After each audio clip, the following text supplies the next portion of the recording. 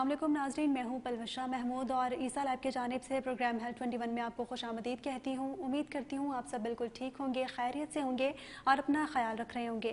नाज़रीन, आज का जो इस सेगमेंट में डिस्कस करने के लिए हमारे पास टॉपिक है वो बैक एक है।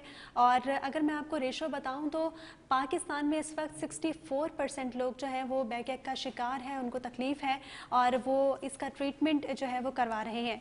इसी पर बात करने के लिए और इससे रिलेटेड टॉपिक पर बात करने के लिए हमारे साथ स्टूडियोज में मौजूद हैं डॉक्टर मोहम्मद खान बुक्टी, जो कि head of department doctor Isa physical therapy and radiation centre हैं। मैं उनको वेलकम करना चाहूँगी। अस्सलाम वालेकुम डॉक्टर, कैसे हैं आप? जी वालेकुम सलाम, thank you so much Palwasha for inviting me here. जी डॉक्टर, सबसे पहला क्वेश्चन मेरा आपसे ये है कि बेसिकली बैक एक होता क्या है, इसको एक्सप्लेन कर दीजिए। अच्छा जी, बैक एक बेसिकली आपको पता है हम लोगों को कि बैक एक जो है वो कहलाया जाता है हमारे जो एरिया है लंबर स्पाइन, बेसिकली हमारी जो पूरी रीढ़ की हड्डी है विच इज कंप्राइजेस ऑफ 33 वर्टिब्रेस, जिसमें आपके सर्वाइकल है, थोरेसिक है, लंबर है और सैक्रल। ठीक है, अब लोअर बैक एक बेसिकली जो आता है वो आपके आ रहा होता है हमारे लंबर रीजन में, जिसमें लंबर रीजन होता है और आपका सैक्रल रीजन होता है।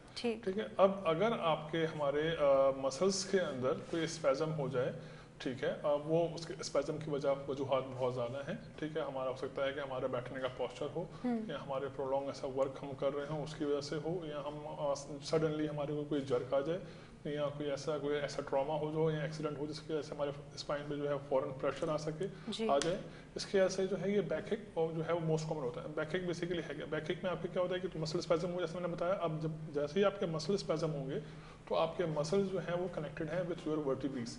ठीक है, आपके रीढ़ की हड्डी के जो मोहरे होते हैं उनके साथ जो कनेक्टेड होते हैं। अब जब मसल टाइट होगा तो वो आपके रीढ़ की हड्डी को करीब लेके आएगा और इसी रीढ़ की हड्डी के जो मोहरे होते हैं इनके बीच में आपकी नर्व्स पास हो रही होती हैं। ठीक है, अब यहाँ तो आपका अगर वो नर्व कंप्रेस होती है तो फिर आपको जो है वो पेन जो है पूरे जहाँ जहाँ वो नर्व सप्लाई करेगी, फॉर एग्जाम्पल अगर हम लोअर बैक की बात कर रहे हैं, बैक की बात कर रहे हैं, तो आपके पैर को सप्लाई करती है, जिसको हम नॉर्मली आम जबान में शैटिका या अर्कुनेसा कहा जाता है। वो अर्कुनेसा का पेन जो है वो बेसिकली आपके पूरे लोअर बैक से स्टार्ट होता है और आपके पूरे टो तक जा रहा होता है। ठीक है, इसी तरह अगर सिर्फ आपका मस्कुलर पेन है, सिर्फ मसल स्पैज़म है, उसमें आपकी इन्वॉल्वमेंट इतनी ज़्यादा नर्व की नहीं हुई है, जस्ट वो मसल्स पर टाइटनेस है, तो वो आप सिर्फ सेंट्रल, हम उसको कहते हैं कि सेंट्रल बैक एक है ये। ठीक है, मतलब कि वो सिर्फ उसी रीजन के अंदर जहाँ पे बैक आपके स्पाइन के मसल्स हैं इन्वॉल्व है, वो वहीं पे पेन होगा। हम उसको फिर जो है वो आप सेंट्रल बैक एक आ रहा होता है। अब उसके रीजन अलग अलग हैं। अपर बैक एक हो सकता है, मीन्स के आपके जो है अपर लंबर वर्टिब्रेस इन्वॉल्व हो, या लोअर बैक एक मतलब आपके जो है वो लोअर जो है सेगमेंट आपका जिसमें जो है L4, L5, S1, S2 वो इन्वॉल्व हो रहा होता है। ठीक है डॉक्टर, इसके सिम्टम्स क्या हो सकते हैं? क्योंकि कुछ लोग जो हैं वो अक्सर डॉक्टर्स को अवॉइड करते हैं और अगर थोड़ी बहुत तकलीफ हो तो वो ये कोशिश करते हैं कि घर पे उसका इलाज कर लें या फिर सेल्फ डायग्नोस कर लें। तो इसके सिम्टम्स क्या हो सकते हैं? इसके देखिए साइन ये है कि आपको अगर हम ये सिर्फ ले लें, एक तकलीफ जो है, आप पेन की डेफिनेशन क्या है? डिस्कम्फर्ट।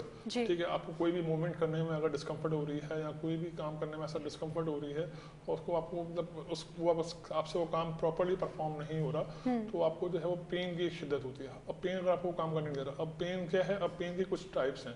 वो आपका हो सकता है कि आपको शार्प पेन हो, वो आपका थ्रॉम्बिंग पेन हो सकता है, वो आपका जो है वो ब्लंट पेन, डल पेन हो सकता है। अगर आप सिर्फ डल पेन है, दैट मीन्स कि आपका सिर्फ जो है वो मसल इन्वॉल्व हो रहा है। अगर हमें लगता है कि नहीं, हमें जो है वो शार्प पेन है, बहुत ज़्यादा ऐसा लगता है कि किसी कोई चीज़ कट रही है, या बर्निंग पेन जिससे हम कहते हैं, अगर बर्निंग पेन हो रहा है तो मतलब आपके नर्व इन्वॉल्व हो रहा है। ठीक है, अगर आपको लगता है कि नहीं ये बहुत ज़्यादा जो है एक हम ड्यूरिंग मूवमेंट ये बहुत ज़्यादा प्रोवोक हो जाता है, तो ये आपका होता है आर्थराइटिक, मतलब आपके ऑस्टियो पेन होता है, मतलब कि आपकी जो जॉइंट बेसिकली है वो जॉइंट इन्वॉल्वमेंट ज़्यादा है, जिसकी वजह से जॉइंट बोन्स आपस में फ्रिक्शन हो रही है और वो आपको पेन जो है वो दे रही है। ठीक है, मोस्टली ये कॉमन अब किस में है? अब अगर हम ये बात कर लेते हैं तो मोस्टली ये कॉमन जो है वो होता है जो मोस्ट कॉमन आपके जैसे हमारे बैंकर्स हजरात हैं, ठीक है, या ऐसे लोग जिनका जो है वो प्रोलॉन्ग वर्क हो, फ्रॉम 9 to 5 PM जो है वो बैठ रहे हैं और बस जिसका कंप्यूटर यूज डॉक्टर हमारा भी यही काम है। हाँ जी बिल्कुल, तो अगर आपका भी यही काम है तो मतलब आप लोग यू आर मोस्ट प्रोन। ठीक है, आप बचेंगे कैसे, हम इसके बारे में बातें बताएंगे आपको। ठीक है। तो इसमें क्या है कि आपका अगर प्रोलॉन्ग आप सिटिंग करते हो, ठीक है, एक तो प्रोलॉन्ग सिटिंग होगी कि आपने सिटिंग में कोई ऐसा गैप नहीं दे रहा, आपने 2-2 घंटे बैठे हैं, 3-3 घंटे बैठे हैं, वो कंप्यूटर पे अपना काम कर रहे हैं, या आप अपनी मिसाल ले लें तो अगर आप फॉर एग्जांपल एक मुसलसल एक कंटिन्यूस शो कर रही हैं, तो अपना जो है लाइफ चल रही है, तो वो ज़ाहिर बात है एक मुसलसल आपकी स्पाइन पर स्ट्रेस आता रहता है, ठीक है जी। सेकंड क्या होता है कि अगर मैं कोई काम फॉर एग्जाम्पल हमारा लेबर वर्क, अगर वो हमसे लेबर ये कहता है कि भाई मैं तो अपना घूमता फिरता हूँ, मुझे भी हो रहा है ये पेन, अब वो लेबर हमारा तबका जो है या ऐसा मैकेनिकल फील्ड में जो लोग हैं उनमें क्यों होता है, उनका बेसिकली ये होता है कि उनके जो वर्किंग स्टेशन का जो एरिया है, ठीक है, अब वो प्रॉपर उस तरीके से डिज़ाइन नहीं है जिसमें आपकी बैक पे जो है वो स्ट्रेस कम से कम आ सके। हम मुसलसल झुक के कोई चीज़ उठाएंगे, मुसलसल झुक के कोई काम करते रहेंगे, तो वो क्या करेगा, हमारी स्पाइन पे जो है वो मुसलसल एक प्रेशर पुट करता रहेगा, जिसकी वजह से हमारे मसल्स जो है वो आखिरकार क्या होता है, स्पैज़म में आने शुरू हो जाते हैं, टाइटनेस, मसल सोरनेस होने शुरू हो जाती है, वो टाइटनेस होती है और फिर आपके जितने भी जो है सिम्टम्स जो है वो क्रिएट होने शुरू हो जाते हैं। ठीक, डॉक्टर अगर एज रेशो की बात की जाए, जिस तरह आपने कहा कि ज़्यादातर बैंकर हजरात में या फिर उन लोगों में ये ज़्यादा बैक की शिकायत आती है जो जिनका काम मुसलसल एक जगह पे बैठ के और टाइपिंग वगैरह का काम जो भी होता है, मतलब एक जगह से वो मूव नहीं करते ज़्यादा, तो अगर एज रेशो की बात की जाए तो क्या ये बच्चों में भी होता है? डेफिनेटली, बहुत अच्छा सवाल है आपका। देखिए बच्चों में भी ये आजकल कॉमन आ रहा है, और बच्चों में आजकल कॉमन क्यों आ रहा है, उनके स्कूल बैग, ठीक है। अब बच्चे जो है इतने हैवी बैग कैरी करते हैं, ठीक है, जिसकी वजह से उनको उसको कंट्रोल करने के लिए उनको अपना पोस्चर जो है ना वो थोड़ा सा आगे की तरफ स्लर्च करना पड़ता है, आगे की तरफ वो थोड़ा सा फॉरवर्ड आने शुरू हो जाते हैं, ठीक है। अब उसको मेंटेन करना, अब बच्चा जो है फॉर एग्जांपल उसका स्कूल जो है वो 15 मिनट की भी डिस्टेंस पे है, अब उसकी एज के हिसाब से, उसकी उस बोन की हेल्थ के हिसाब से वो बैग जो है वो कई ज़्यादा भारी होता है, ठीक है। अब वो जब वो बच्चा वजन मुसलसल अपने स्पाइन पे प्रेशर डाल रहा होता है, तो उनको उनमें भी ये कॉमन चीज़ है। और आजकल पता ही है कि हमारे बच्चों में इतनी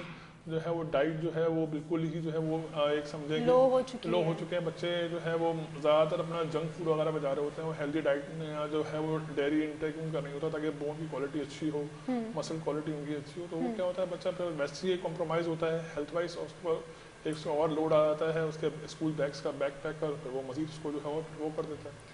जिस तरह अभी आपने डाइट की बात की कि जो है वो आजकल बच्चों की या फिर बड़ों में सबकी ही डाइट इस वक्त बहुत ज़्यादा लो हो चुकी है और हम लोग ज़्यादातर जंक फूड को प्रेफर करते हैं हेल्दी फूड के निस्बत, तो मुझे ये पूछना है आपसे कि क्या इसके लिए आयरन वगैरह की कमी की वजह से ये ज़्यादा होता है, या इसके लिए डाइट ऐसी क्या रखनी चाहिए जो हम लोग इस बैकएक से बच सकें? देखें जी, सबसे पहले आपकी बैकएक जो स्टार्ट हो रही है, हमारी जो बोन या बॉडी जो है वो जब डिक्लाइन में जाती है, एक आपने क्या करना होता है कि आपने जो आप डेयरी इंटेक्स ले रहे हो, ठीक है, कोशिश आप ये करो कि मैक्सिमम नेचुरल इंटेक्स लो, ठीक है। डेयरी दूध है, दही है, ये हम डाइट के अंदर अपना रखें, ठीक है। पहले आपने देखा था कि पहले ज़माने में जो है वो लोग असली घी वगैरह खा रहे होते थे, ठीक है। अच्छा, आज जब आप ये अगर असली डाइट लेते हो तो उसके बाद क्या होता है कि आपकी फिजिकल एक्टिविटीज़ भी वैसी हों जाके उस डाइट को वो एब्जॉर्ब कर सके, सही, ठीक है। मसल पेन जो है, मसल सोरनेस क्यों होती है, मसल सोरनेस वो इसलिए हो रही होती है कि या तो हमारे इलेक्ट्रोलाइट इम्बैलेंस हो रहा होता है, ठीक है, सोडियम पोटेशियम इम्बैलेंस होता है, जिसमें हमारे मसल्स जो है वो बेसिकली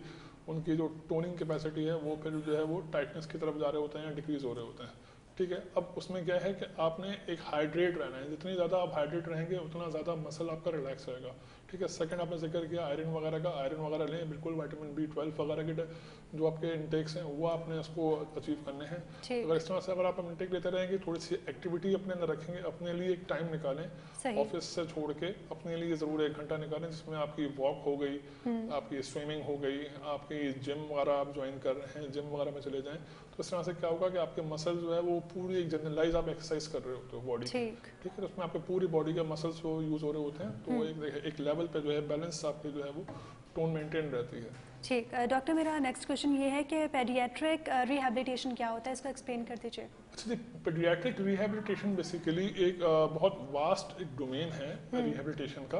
बेसिकली पेडियाट्रिक रिहैबिलिटेशन जो है वो हम इसमें आपने देखा होगा अक्सर के जो बच्चे पैदाइशी तौर पर अब या फिजिकली या मेंटली, ठीक है, मेंटली आपने देखा है कि सीपी वगैरह जो होते हैं, सीपी चाइल्ड हो गए, ठीक है। सेकंड आपके और न्यूरोलॉजिकल जिन बच्चों में हम ये कहते हैं, मेंटली अगर नहीं कहते तो न्यूरोलॉजिकली जो है कोई जैसे डेफिशिएंसीज आ रही हों, जैसे हमारे डिस्ट्रॉफीज होती हैं जिसमें बच्चा जो है एज कम्पेयर टू नॉर्मल बच्चों के वो परफॉर्म नहीं कर रहा होता। ठीक है, उसमें आपकी नेक कंट्रोलिंग हो सकती है, उसमें आपकी सिटिंग हो सकती है, बच्चों का चलना हो सकता है, बच्चों की स्पीच हो सकती है। ठीक है, ये सारी चीज़ें जो है, अच्छा अब ये चीज़ें दो में डिवाइड होती हैं। एक तो हम लेके आते हैं बच्चे को फिजिकली, सेकंड आता है मेंटली। कुछ बच्चे जो हैं वो फिजिकली सिर्फ चैलेंज होते हैं, मेंटली बहुत स्टेबल होते हैं और बहुत एज कम्पेयर टू नॉर्मल एक बच्चा लेते हैं जो फिजिकली भी जो है वो फिट है और मेंटली भी फिट है, वो उनसे ज़्यादा फिट हो रहे होते हैं। ठीक है, बट उनका क्या होता है कि बेचारे कुछ फिजिकली चैलेंज होते हैं जो उनके न्यूरोलॉजिकल इश्यूज की वजह से होते हैं, उनके ब्रेन में इश्यूज की वजह से वो हो रहा तो होता है। डॉक्टर क्या ये रिहैबिलिटेशन जो है वो जेनेटिकली होती है? देखें, रिहैबिलिटेशन बेसिकली आफ्टर बर्थ हम करते हैं। ठीक है, आफ्टर बर्थ चल रहा होता है। आपका जब बच्चा आता है हमारे पास, पेरेंट्स उनकी कंप्लेन लेके आ रहे होते हैं कि भाई हमारा बच्चा जो है वो 2 साल का हो गया है या 6 महीने का हो गया है, अब ये नेक कंट्रोल नहीं कर पा रहा अपनी, या अपने जो एक हम बेसिकली क्या होते हैं गोल्स होते हैं, माइलस्टोन्स होते हैं बच्चों के, कि बच्चे ने जो है वो एक गर्दन कब संभालनी है, बच्चे ने बैठना कब है, बच्चे ने क्रॉलिंग कब करनी है, बच्चे ने ग्रिप कब करनी है, बच्चे ने चलना कब है, बच्चे ने बोल, ये एक माइलस्टोन है, उनके एक पीरियड सेट हुए हैं। ठीक है, अगर उस पीरियड के दौरान अगर बच्चा ये काम अपने हरकत नहीं करता और ये कोई डिले हो रहा होता है तो फिर उसके बाद इसकी जो है वो रिहैब हो रही होती है। तो जब तक कि बच्चा अपने फंक्शनल लाइफ में दोबारा अपना नहीं चला जाता एज लाइक अ नॉर्मल, हम उसको इतना बेहतर कर देते हैं कि अगर जो थोड़े बहुत कॉम्प्रोमाइज़ होते हैं अपना आपका फिजिकली और मेंटली सही होते हैं तो वो दोबारा से अपने स्कूल लाइफ वगैरह ज्वाइन कर सकते हैं।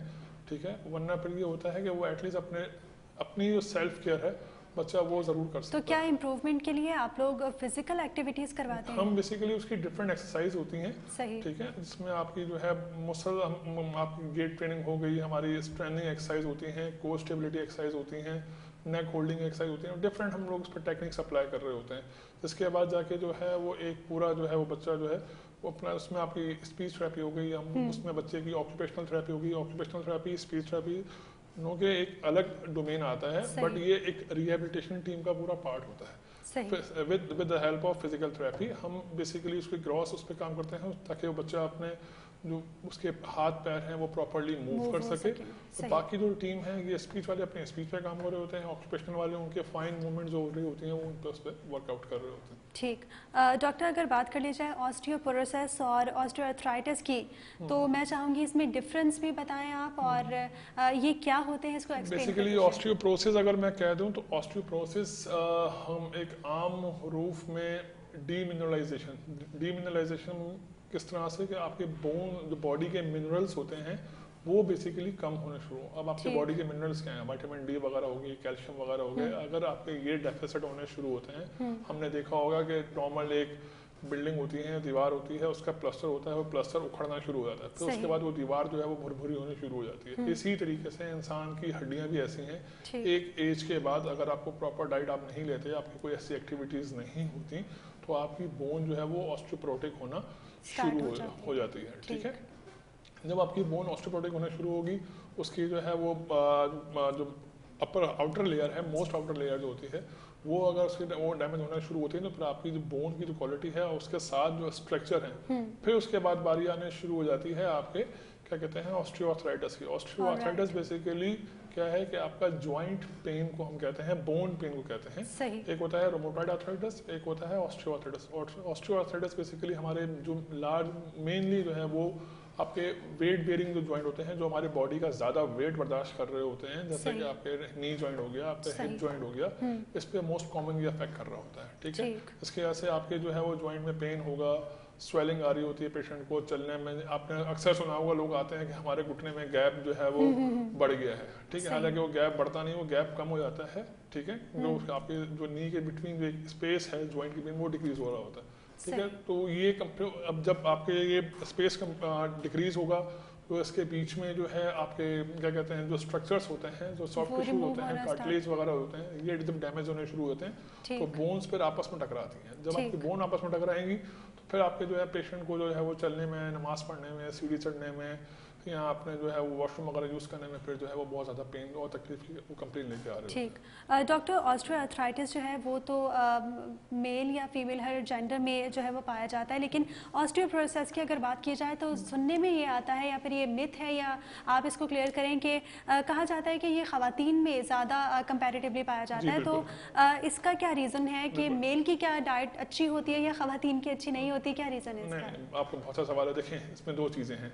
एक तो डाइट आपका बिल्कुल हमारे जो है वो एशिया के अंदर थोड़ा सा फीमेल्स के अंदर ये है कि जो है वो डेयरी इंटेक, वो मिल्क वगैरह इंटेक थोड़ा सा कम होता है हमारा, ठीक है। कुछ में होता है कि जो है वो फैमिलीज को सबको करनी होती है कि फैमिलीज हमारे कोई पी ले, और दूसरे कुछ में होता है जो अफोर्ड भी कर सकते हैं, उनको कुछ दूध वगैरह से बदबू आने शुरू हो जाती है, तो ठीक है। तो इसमें ये है कि आपने डेयरी अपना मिल्क इंटेक को लाजमन लेना है। जब तक कि आपके ये कैल्शियम और ये इसके सोर्स नहीं लेंगे तब तक आपकी बोन क्वालिटी बेहतर नहीं होगी। सेकंड आता है मोनोपॉज, ठीक है। आफ्टर मोनोपॉज, मीनोपॉज आपने हमें पता होगा 40s के बाद जो है आपके मोनोपॉज जो है अब ये हार्मोनल चेंजेस होने शुरू हो जाते हैं, जो कि सप्रेस करते हैं बिल्डिंग ऑफ आपका विटामिन डी और कैल्शियम डिपोजिशन वगैरह, ठीक है। इसकी वजह से जो है फिर हम इसलिए कहा जाता है कि आपके जो फीमेल्स के अंदर जो है वो ऑस्टियोपोरोसिस प्रोसेस इसलिए कॉमन हो जाता है।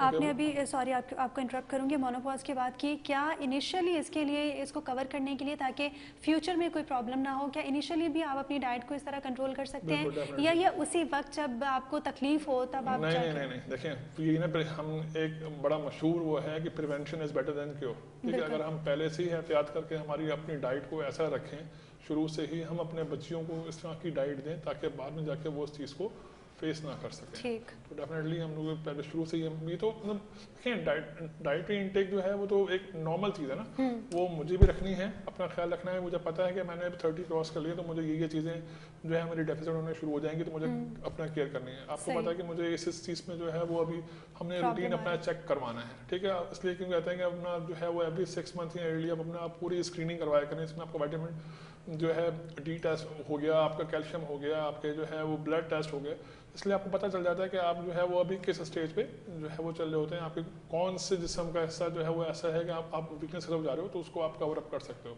तो डायग्नोस्टिक टेस्ट के लिए इसलिए ज़्यादा इंपॉर्टेंट हम देते हैं कि अगर आप ये करवा लेते हैं तो सब पता चल जाता है कि हाँ भाई अब मेरे में जो है वो आयरन की कमी हो रही है, मेरे में कैल्शियम की कमी हो रही है, मेरे में विटामिन डी की कमी हो रही है, ठीक है, या मेरा कोलेस्ट्रॉल बढ़ गया है, तो मुझे अब कोलेस्ट्रॉल के लिए क्या करना चाहिए। तो अगर हम ये रूटीन टेस्ट भी करवा लेंगे और उसके बाद हम अपना ख्याल रखना शुरू करें शुरू से, तो ज़्यादा बेहतर है। ठीक। डॉक्टर, एक क्वेश्चन मेरे माइंड में आया, क्योंकि हम लोग पाकिस्तानी लोग हैं तो हम लोग डॉक्टर को रुजू करने से बेहतर सेल्फ मेडिकेशन ट्राई करना बेहतर समझते हैं, जब तक वो हम लोगों को नुकसान नहीं पहुंचा देती या फिर जब तक उसका साइड इफ़ेक्ट सामने आना स्टार्ट नहीं हो जाते, हम लोग तब तक डॉक्टर के पास नहीं जाते। इसके अगर हम लोग बात करें ऑस्टियोपोरोसिस के, तो इसके सिम्टम्स क्या हो सकते हैं और किस स्टेज पे जाके डॉक्टर को दिखाना बहुत ज़्यादा ज़रूरी हो जाता है? देखें, ऑस्टियोपोरोसिस एक आप समझ लेंगे हिडन आपका चल रहा होता है, ठीक है। हमें पता नहीं होता कि हम पेशेंट जो है वो ऑस्टियोपोरोसिस डेवलप हो रहा है। अक्सर ये होता है कि आपके जो है वो जॉइंट पेन वगैरह, बॉडी एक होना आपको शुरू, अगर आपको लग रहा है कि आपको फटीग हो रही है, बॉडी थोड़ा सा भी काम करके जो है वो थोड़े से फटीग सी फील कर रहे हैं, या आप थकावट फील कर रहे हैं और आपके जॉइंट पेन हो रहा है, तो then you should go for the BMD test, जो आपका बोन मास डेंसिटी टेस्ट होता है, जिससे आपके बोन की जो है वो, या डेक्सा स्कैन एक होता है, जिससे आप जो है वो अपने बोन की क्वालिटी को जो है वो आप देख सकते हैं, ठीक है। अगर वो उससे आपको पता चल जाएगा। अगर आपको लग रहा है कि आपको ये एक नॉर्मल पेन होता है ना, मुझे अगर मैं सुबह उठा मुझे एक सर्वाइकल पेन हुआ और जो है मैंने 2-3 दिन उसकी रेमेडी की, सही हो गया। अगर मैं देख रहा हूँ कि नहीं अब जो है मैं थोड़ा बहुत कोई काम करता हूँ, उसके बाद मैं जो लेथर्जी को जाता हूँ, या मुझे बहुत ज़्यादा थकावट, या मुझे जो है या मेरे जिस्म में बहुत ज़्यादा दर्द होने शुरू हो जाता है, then I should go for the अपना BMD टेस्ट हो गया, आपका जो डेक्सा स्कैन हो गया, आप अपने ऑर्थोपेडिक से या अपने करीबी फिजियोथेरेपिस्ट से आप कंसल्ट करें और वहाँ पे जाके इसको आप जो रूल आउट करवाइए। बिल्कुल, बहुत अच्छी बात की आपने डॉक्टर। नाज़रीन, आज हम लोग बात कर रहे थे बैक पे, इसके अलावा पेडियाट्रिक रिहेबिलिटेशन और ऑस्टियोपोरोसिस और ऑस्टियोआर्थराइटिस पे हम लोगों ने आज बात की, इनके सिम्टम्स, इनके कॉजेज़ और इनके सॉल्यूशन पे भी हम लोगों ने बात की। हमारे साथ स्टूडियोज़ में मौजूद थे डॉक्टर मोहम्मद खान बुगटी, जो कि head of department doctor Isa physical therapy and radiation centre हैं। मैं उनका बहुत शुक्रिया अदा करना चाहूँगी कि वो आए और उन्होंने अपना वक्त दिया। इसी के साथ ही मुझे और मेरी पूरी टीम को इजाज़त दीजिए। अल्लाह हाफ़िज़।